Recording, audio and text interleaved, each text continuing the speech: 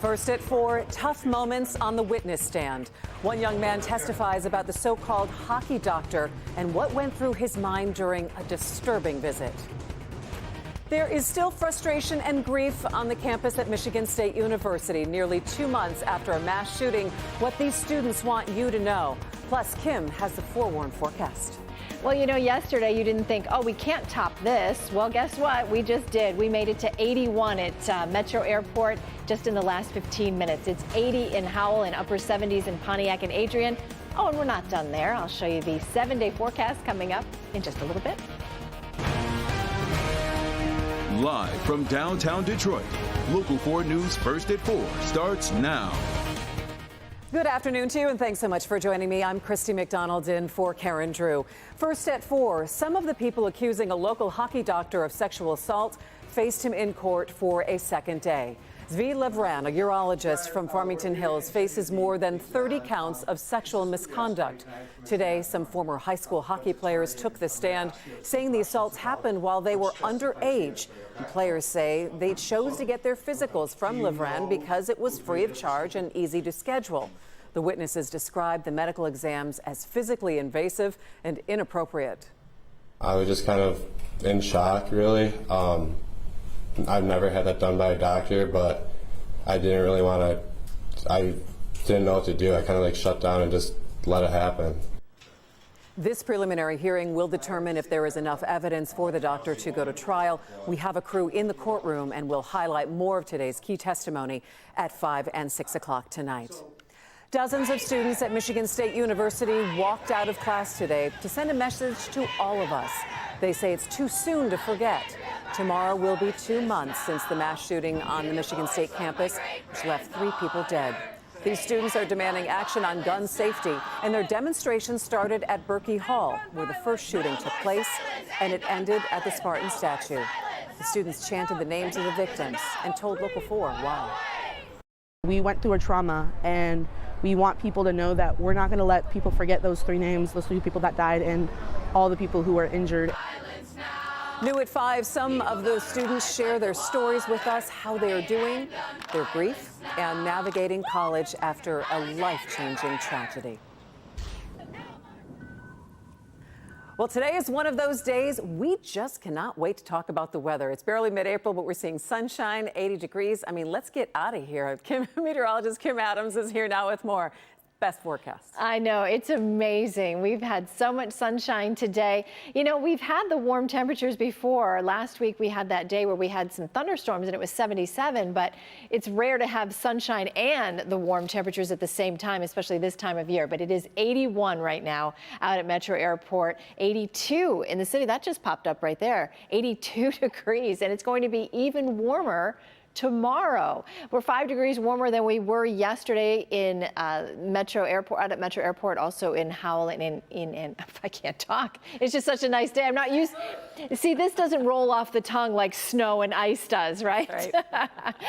Yes, so it is going to get even warmer tomorrow. We've got this My Pick. These flowers are, you can't plant them just yet unless they're specific ones like pansies, because we will get some colder weather. And I'll talk more about what's ahead coming up in just a few minutes. Well, we have breaking news from Tennessee, where another expelled lawmaker has been sent back to the state house. The Shelby County Board of Commissioners just voted to name Justin Pearson as his own interim replacement. You'll recall that Pearson and another black Democrat were both expelled by the Republican-controlled House. Critics say they broke the rules during a gun reform protest on the House floor. But now both men have reclaimed their seats, but still have to run again in special elections, and that will be held at a later date. This is drone video of a warehouse fire that's forced about 2,000 people from their homes in eastern Indiana. The massive fire is emitting toxic smoke, and it looks like it could burn for days. Devin Scillian is tracking the newest information for us. And Devin, the city's mayor being really direct about who's to blame for this entire situation. Certainly so, Christy. We're going to hear from the mayor here in just a few seconds. First, let's set the stage here. We'll start with one bit of good news here, Christy, as of right now, no serious injuries have been reported. But as you mentioned, 2,000 2,000 people have left their homes. One woman says she got out quickly, leaving her purse, shoes, and all of the other personal items at home, hopped in her car, and just drove away. But the scene of this fire is a plastics recycling processing facility. This is Richmond, Indiana, about 67 miles east of Indianapolis. Fire started around 2:40 yesterday afternoon. We're told it was sparked in a tractor trailer on site. It spread to 6 structures on the property. The fire is contained, but it's still expected to burn for days. Schools closed, an evacuation order in effect within a half-mile of the fire.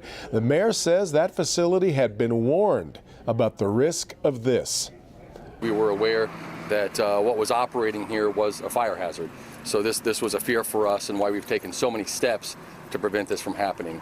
That business owner is fully responsible for all of this. We have the unsafe building order and the recorded court documents, and everything that's ensued here, the fire, the damages, the risk that our first responders have taken and the risk these citizens are under are the responsibility of that negligent business owner.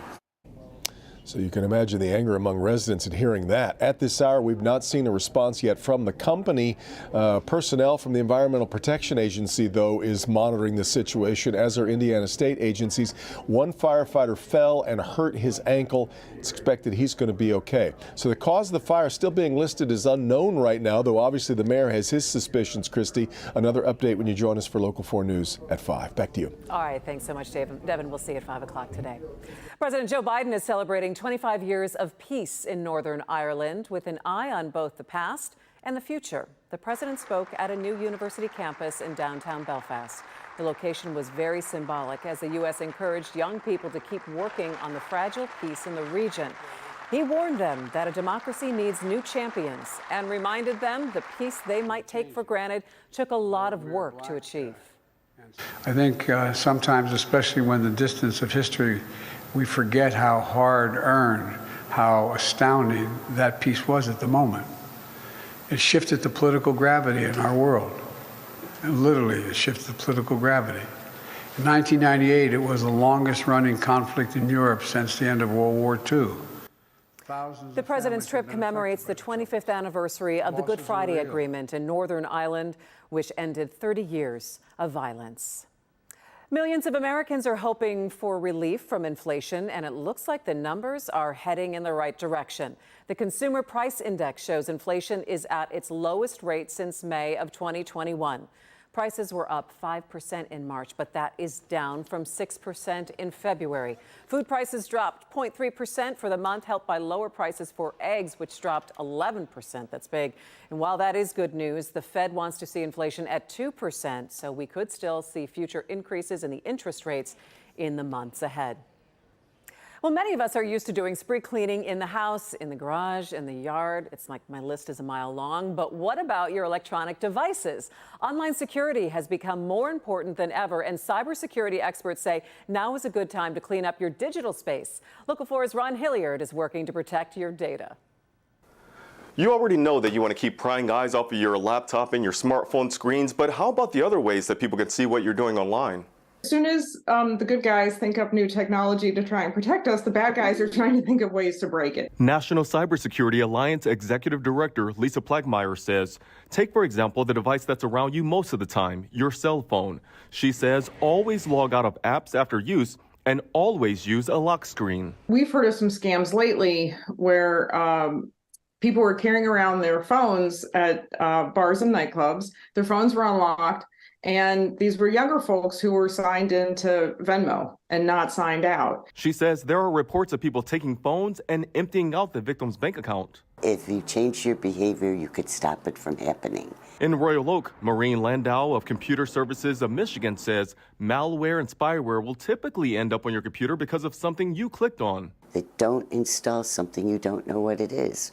And if you didn't ask for it, you don't want it. She says the majority of her customers have malware and other junk on their computers that should not be there. You had stuff like malware, spyware. This customer had no idea. Oh, yeah. I'm sorry.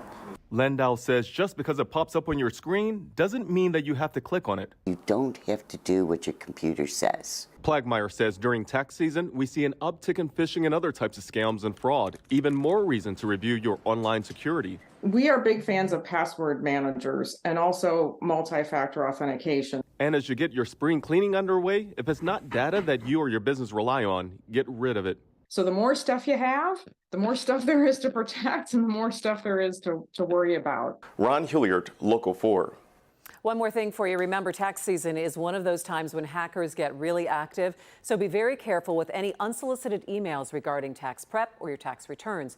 If you need information, find a legitimate website yourself. Never click on a link that someone sent to you.